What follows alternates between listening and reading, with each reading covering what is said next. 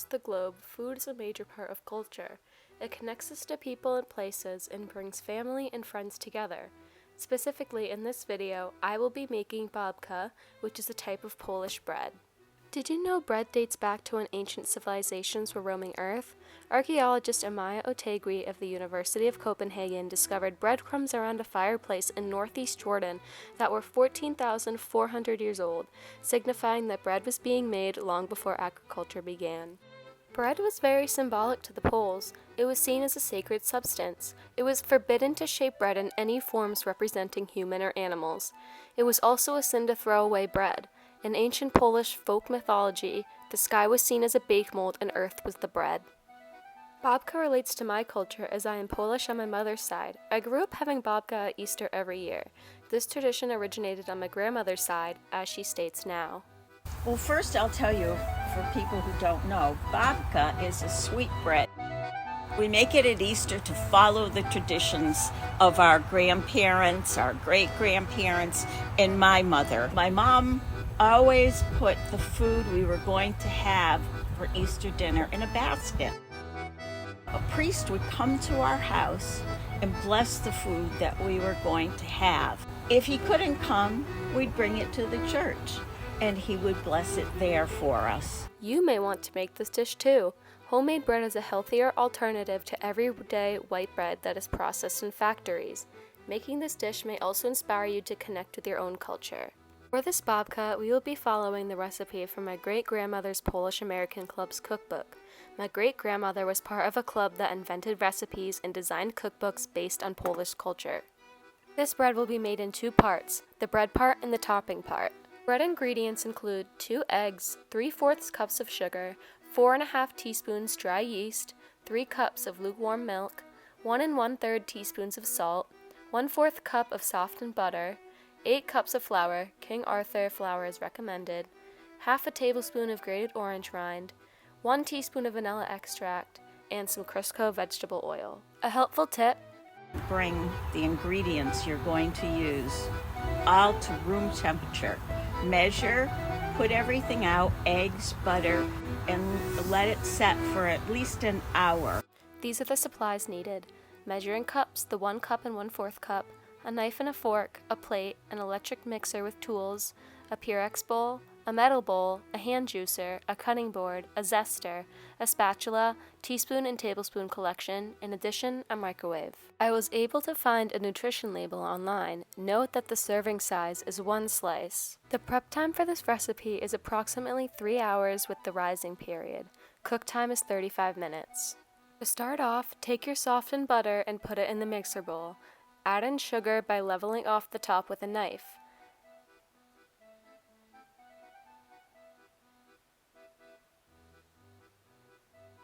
Mix until well combined. Remember to scrape down the sides of the bowl so that everything is incorporated. Now we are going to zest a 1/2 tablespoon of the orange.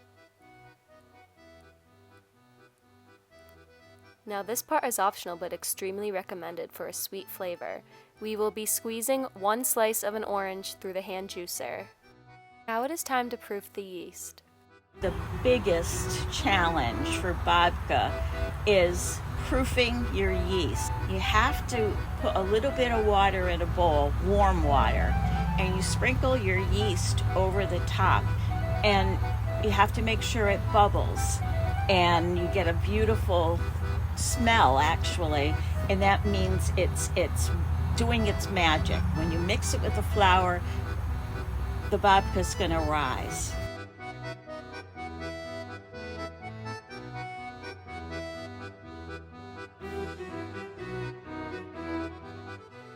We are now adding our eggs to the butter and sugar mixture. Add 1 at a time and mix until combined.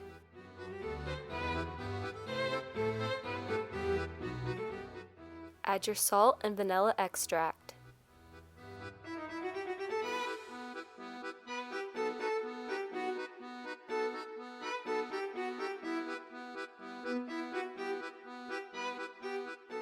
Now the orange zest and the juice.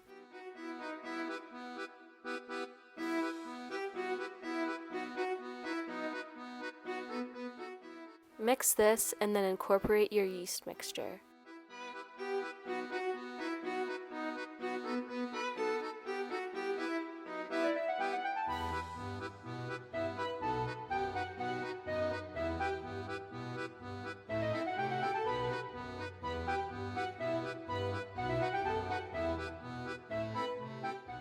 Make sure to scrape the mixer, and then we're going to be switching to our dough hook. Add your King Arthur flour, making sure to level like the sugar.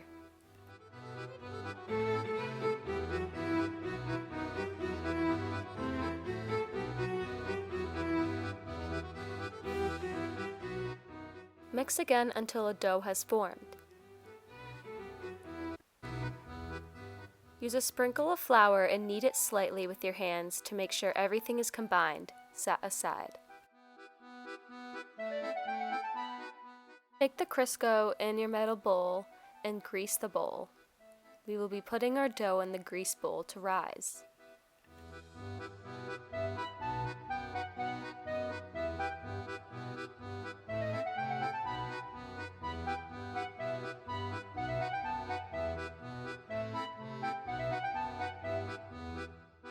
Knead slightly and then cover with plastic wrap and let sit out in a sunny and warm spot for approximately 1 to 1.5 hours until doubled in size. While the dough is rising, let's discuss the process that the bread undergoes. This period is called fermentation. Carbon dioxide is produced and trapped as tiny air pockets within the dough, which causes it to rise. While the dough is rising, we will begin our crumb topping. For this part, you will need 2 tablespoons of butter, 4 tablespoons of flour, 6 tablespoons of sugar, and a pinch of salt. Materials include 2 8-inch baking pans, a bowl for mixing, a spatula, masher, tablespoon and teaspoon collection, in addition, a microwave again. My favorite part of a babka is a delightful crumb topping that is the best part of the bread, so double it.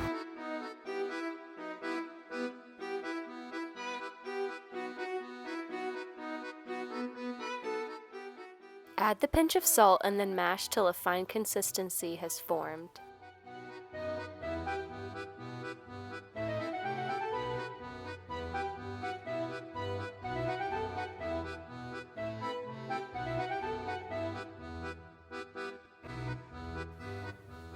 Grease your 8-inch pans with the Crisco.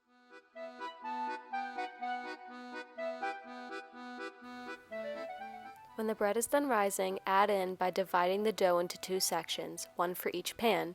Tip: make the sections as even as possible so the loaves will be the exact same size.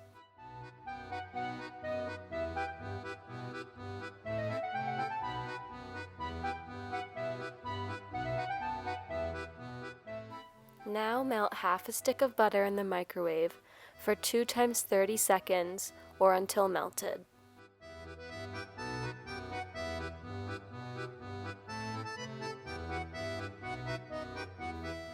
Brush this over the babka evenly.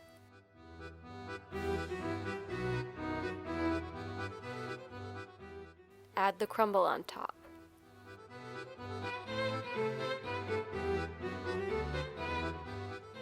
Cover once again with plastic wrap and let set to rise for another hour until doubled in size again.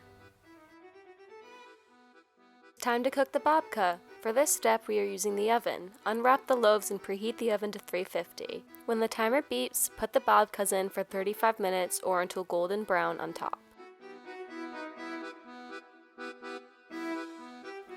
Take them out once the timer beeps and remember to turn off the oven.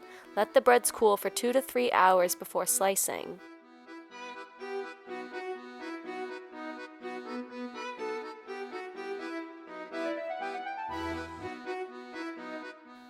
We served ours the next day for Easter. This recipe is delicious when toasted and topped with butter.